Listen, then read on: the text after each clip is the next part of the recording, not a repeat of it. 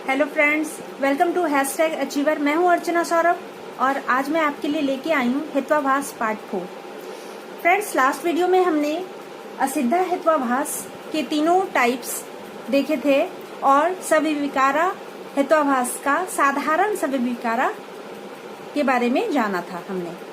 अब हम इस वीडियो में उससे आगे असाधारण सविकारा हेत्वाभास के बारे में जानेंगे। जब हेतु पक्ष में तो होता है लेकिन ना तो सपक्ष में पाया जाए ना ही विपक्ष में पाया जाए, तब ऐसी स्थिति में जो हेत्वाभास उत्पन्न होगा उसे असाधारण सविकारा हेत्वाभास कहेंगे।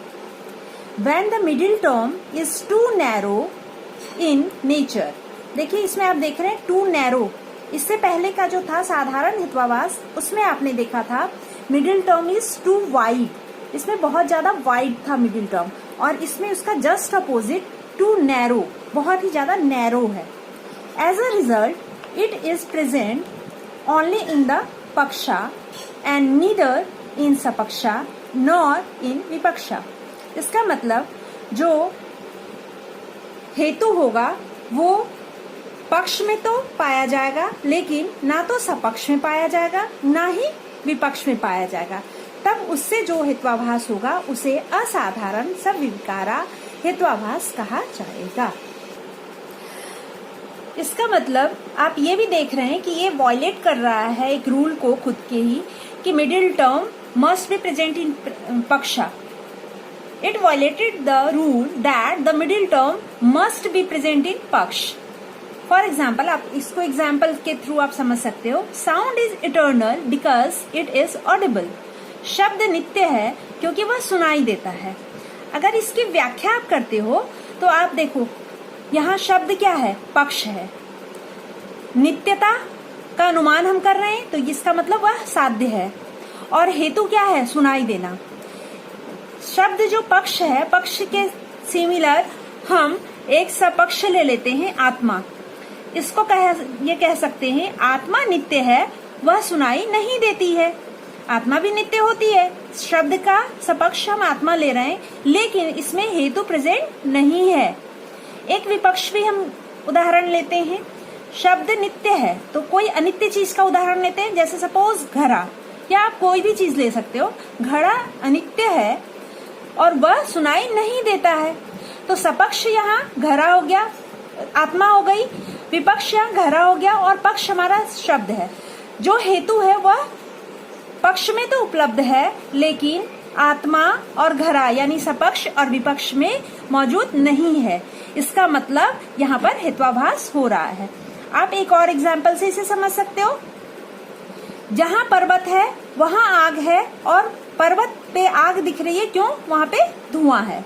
तो आग धुआं दोनों का है, धुआं को हम समझ रहे हैं हेतु। आग हमारा क्या होगा, साध्य, और पर्वत क्या है, पक्ष।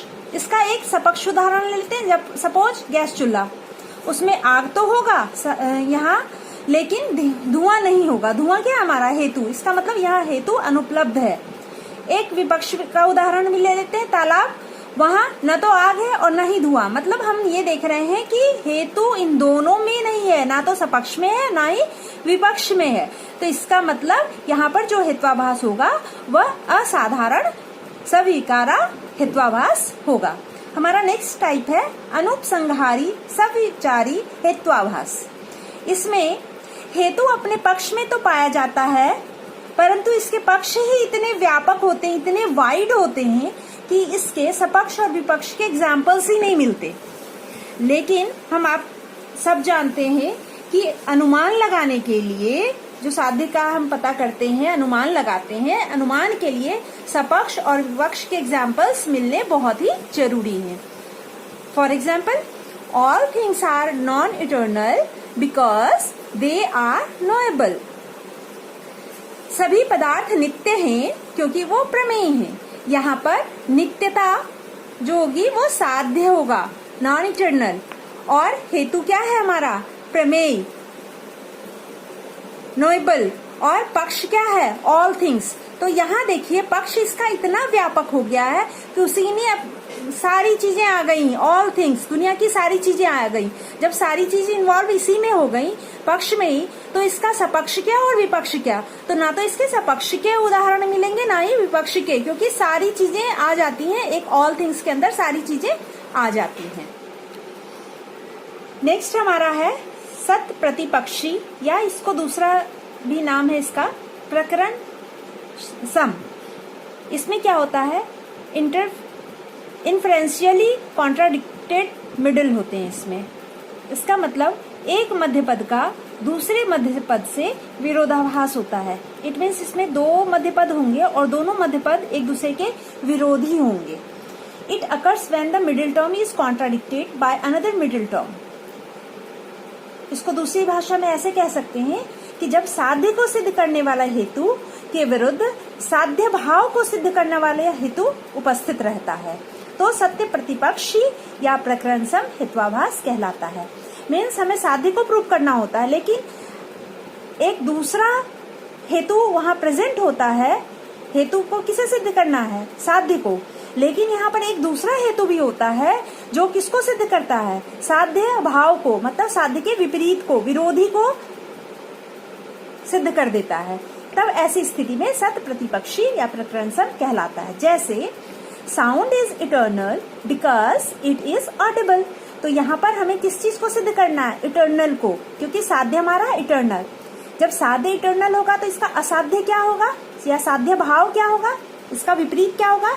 Non eternal. यहाँ हेतु क्या है? ऑडिबल। तो हम यहाँ पर एक जो हेतु है, अब हमारे पास उसी चीज में एक दूसरा हेतु मिल जाता है जो कि साध्य को न प्रूव करके किसको प्रूव कर दे रहा है? साध्य भाव को। Sound is eternal because it is Audible. लेकिन हमने क्या कहा? Sound is non eternal because it is produced. ये दोनों आपस में विरोधी हैं और ये इसने किसको प्रूव किया? साध्य के अगेंस्ट को। इसका मतलब साध्य भाव को प्रूव किया। इसका मतलब जिसका जहां पर विरोध ही उपस्थित हो उस वाले हेत्वाभास को सत प्रतिपक्षी या प्रकरण सम हेत्वाभास कहते हैं। फ्रेंड्स, हमने 3 टाइप्स ऑफ हेत्वाभास को डिस्कस किया। रेस्ट 2 टाइप्स ऑफ हेत्वाभास को हम नेक्स्ट वीडियो में डिस्कशन करेंगे। कंटेंट नोट्स वीडियो के कमेंट बॉक्स में अवेलेबल हैं। So keep watching and keep practicing. Please do like, share and subscribe our channel and press the bell icon